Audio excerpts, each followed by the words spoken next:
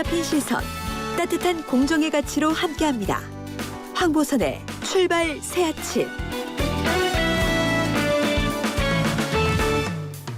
네, 황철수의 2부 시작합니다. 국민의힘 선대위 구성 둘러싼 내용이 극적으로 봉합됐고요. 오늘 선대위 공식 출범합니다.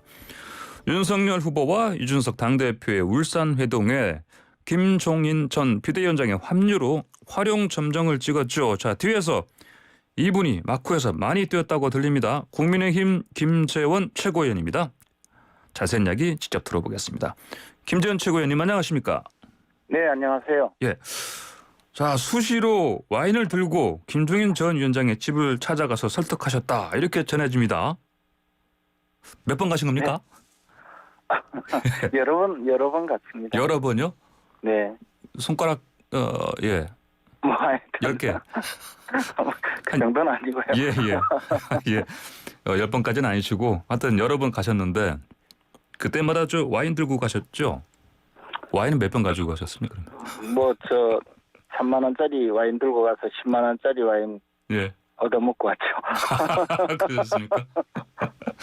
예, 알겠습니다. 자, 그러면요. 3일 저녁에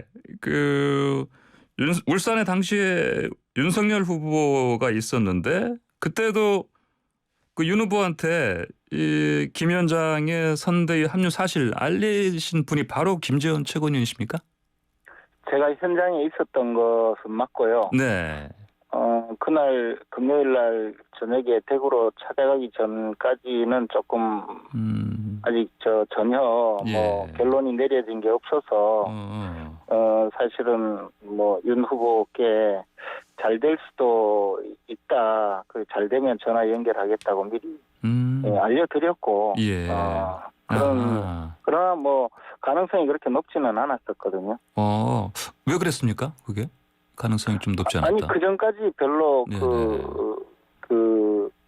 그러니까 김종인 위원장께서 흔쾌히 수락하신 적이 없고 네. 좀 여러 가지 말씀도 많이 하셨기 때문에 좀 예단하기 어려운 상황이었습니다.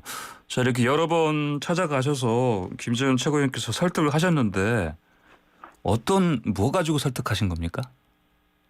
근데 이제 솔직히 말씀드리면 이런 제가 그동안에 다른 국면에서도 여야 협상이라든가 또는 이런 쪽에 좀 많이 찾아가고 의견 조율하고 한 적이 많기 때문에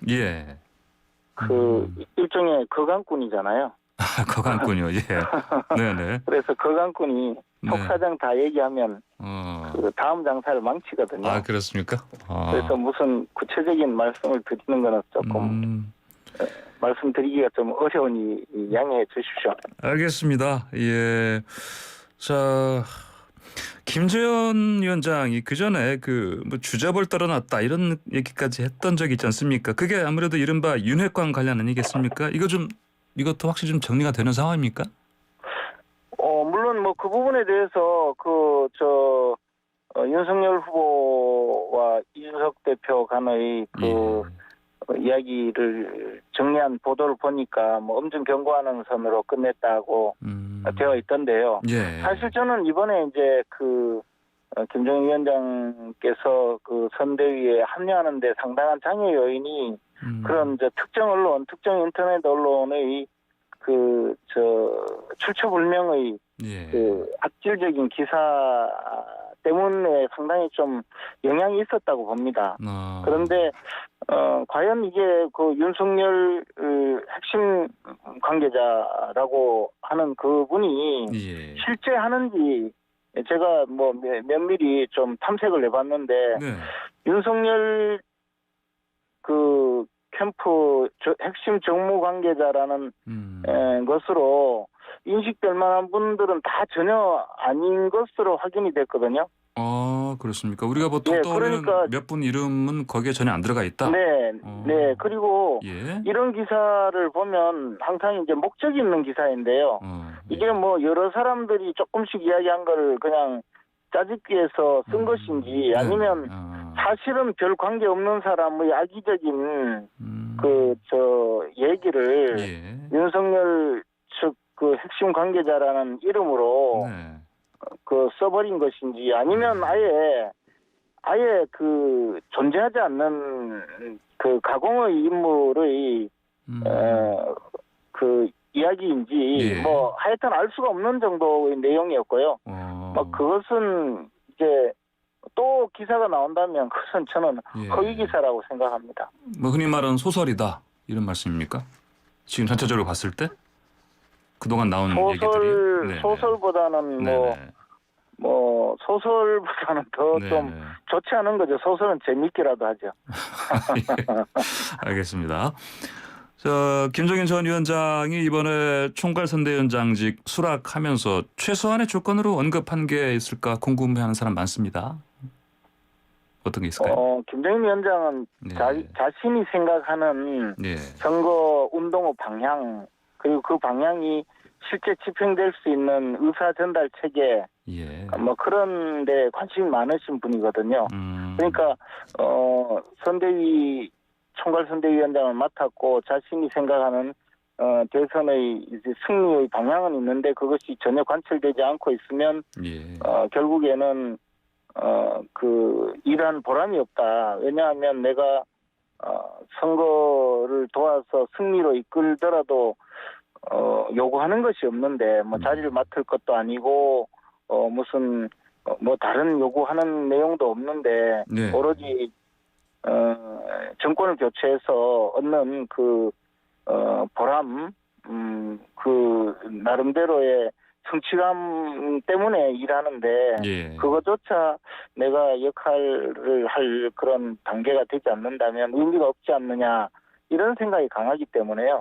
그런 저 자신의 의사를 관찰할 수 있는 의사 전달 체계 또는 지휘 체계에 관심이 많으신 분입니다. 지휘 체계, 의사 전달 체계예요.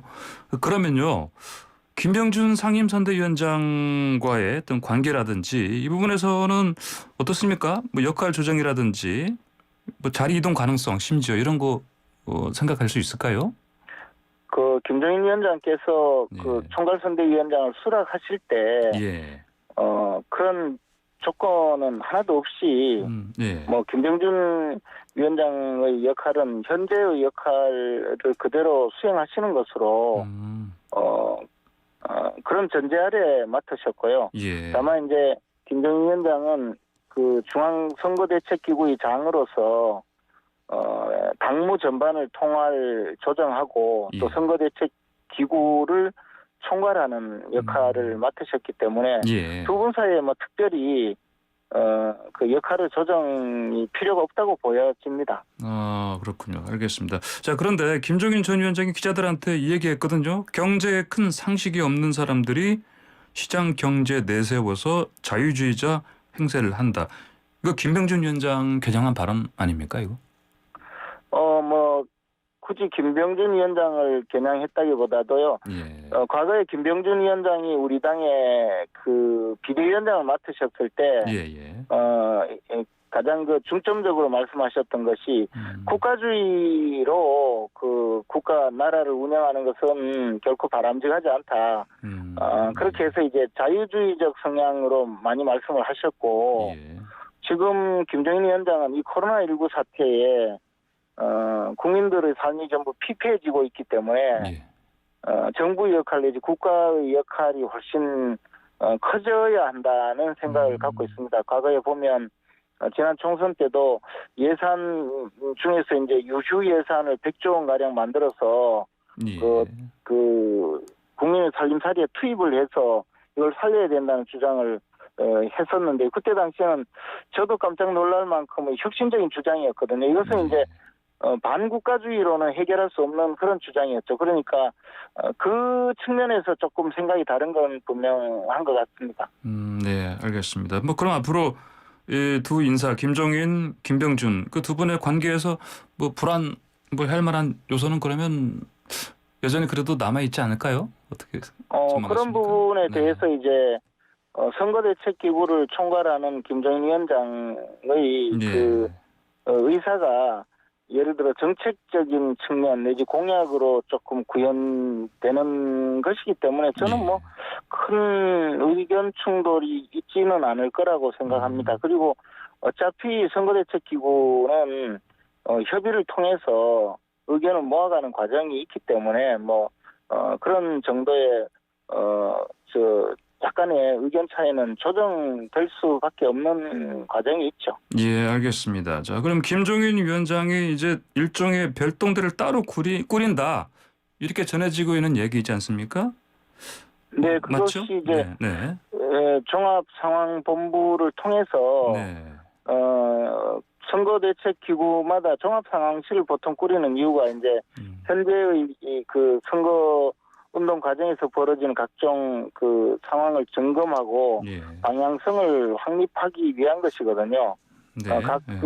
선거 전략을 짜고 또 선거 운동을 실제 현장에서 집행하는 과정에서 메시지도 통일되어야 되고 공약이라든가 정책 방향이 통일되어야 되니까 그런 역할을 하는데 이 기구를 김종인 위원장이 좀 강하게 지휘하면서 전체적인 방향성을 확립하는 그런 방향으로 선거대책기구를 이끌어갈 것으로 예상하고 있습니다. 예, 알겠습니다. 자, 선대위에 추가로 합류하는 인사 중에서 그 피부과 의사 함익병 씨요. 결국은 한 7시간 만에 철회한 것 같은데 이분 과거 발언 때문 아니겠습니까? 아무래도 이게 좀 너무 이분도 영입을 서두르다가 이렇게 된 거 아니겠습니까? 그런 부분에 대해서까지 제가 관여하지 않아서 잘 모르지만요. 그 부분에 대해서 과거 민주당 그 문재인 후보 캠프에서도 영입을 하고 또 철회한 적이 있는데요.